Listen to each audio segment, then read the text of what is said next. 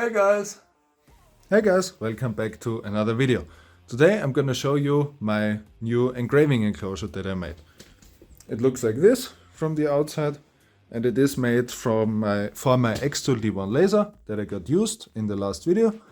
In this video I told you what you should look out for when buying a used unit, and now that you got it, you probably want to make some kind of enclosure or base station for your unit, which makes production a lot more easy. Now, what's the base board made out of? This is a multi-layer pine wood board. This is, in my opinion, the perfect option for for this use case, because it is completely flat. It doesn't really warp in different humidity and heat conditions, and it's durable enough for this use case, and it's also very, very light.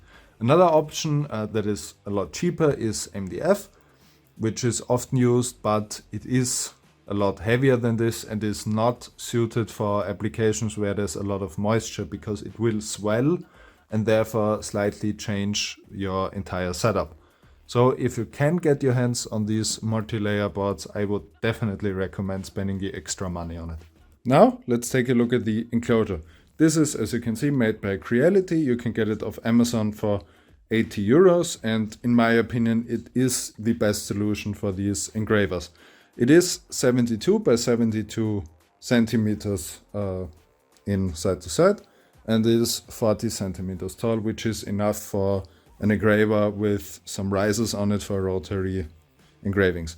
It also comes with a fan that is, as you can see, powered with a USB power supply, and it is a pretty nice one, and it also comes with an attachment for these 80mm extraction hoses, so you can deal with the fumes. The fan is actually pretty powerful.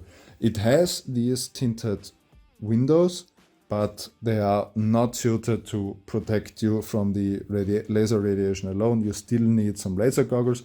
As you can see in this clip, you can still see the blue color of the laser, so this is not enough. It is just so you can see it from the outside. Maybe it helps a little bit to protect like your camera if you're filming it, but it is not eye safe because of this thin tinted plastic. It should be pretty airtight. I still get a bit of smell, even though I taped it around the side to try to seal it up better, but yeah, there's still a bit of smell coming out. And it's also made ambidextrous. As you can see here, there is a part where you can put in the fan, and there are two parts on each side where you can put in your cables. On the inside, the enclosure is coated with this aluminum stuff, which should protect it from laser reflections so that the laser won't escape your enclosure and burn a hole in it. I used it for a bit and it didn't do anything, and I'm pretty sure that this is a good solution, especially for the price. With 80 euros, it is actually on the cheaper side, and it has this like very thin steel tube frame around it, which makes it actually pretty sturdy and easy to affix to your base board so it doesn't move around.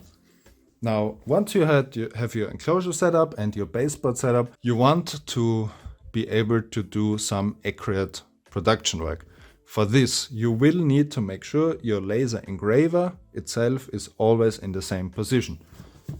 How I did it, I just went the simple route. It doesn't look very pretty, but it works. I have these feet.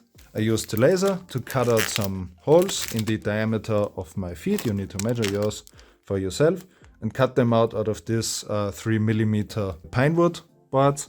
And then I just screwed it in at 2 points so it can't pivot. And that way the laser will always be in the same position when I have it on this board. Now, there are people who sell 3D printed feet, which it probably looks a bit nicer and it holds the thing more securely. However, I don't really need to move it around with the engraver. With my feet, it is much easier to remove it because it is so thin. Just, pick it up and move it and put it back in. And yeah, I don't have to worry about like moving it with the enclosure. But if you plan to like maybe permanently affix your engraver to the baseboard, you might want to look at some more sturdy feet than the one I made here. If your engraver is properly positioned, you can get onto making sure you have a very accurate work surface. For this, what I did is I put in these threaded inserts I got off Amazon. They're very cheap. And I used the M6 by 10 size because my board is 1.5 centimeters thick and it's the perfect size for it. I screwed them in so they are flush under the surface, and then I used some pieces of all thread and cut them up very small. They don't need to protrude very much, and this way I can get some template boards installed. These are the two I have currently. This is a template board for some metal business cards, and this is a universal board with basically a grid, and you can see it has a hole on the bottom left and the top right corner, and that way I can put it into the machine. As you can see, this is now properly secured. Since the machine itself created the grid, it is perfectly aligned with the laser head, and I can align all my pieces on this grid and work with it very accurately.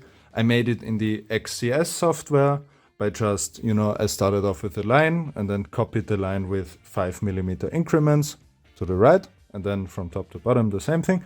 Made a line, 5mm increments. This way I have a 5 by 5mm grid. There are some people who sell grids on Etsy for $2 or $3. If you want to have additional features and you don't want to bother creating one yourself, it is a very nice idea to get one of those. They usually come with SVG files, so their size is hard-coded in and they will work perfectly with your machine. But I don't need it. I'm gonna work with my own stuff. Now that we've dealt with the laser radiation and we've also dealt with the positioning, we still need to deal with the fumes. So for this, I made this system. I just have a very long extraction hose with an additional USB powered fan at the end to pull all my fumes outside the window. If I do something that doesn't really require a lot of fume handling, I have made this bad boy. This is made out of an off-the-shelf replacement HEPA filter for these air purifiers at home. This is the Amazon Basics unit, and I'm gonna put the link in the description for this one. The measurements on the Amazon side are completely wrong. This has a 10 centimeter hole, and it's about 16 centimeters across and about 10-11 centimeters tall. I've put an additional layer of activated carbon mats in here. You can see this is how the filter normally looks, because the filter is normally designed to draw air in from this side and extract it out the middle, and I'm using it different. I'm blowing the air with this short tube directly connected to the hood, and this tube actually comes with the enclosure. It is actually very thick and nice.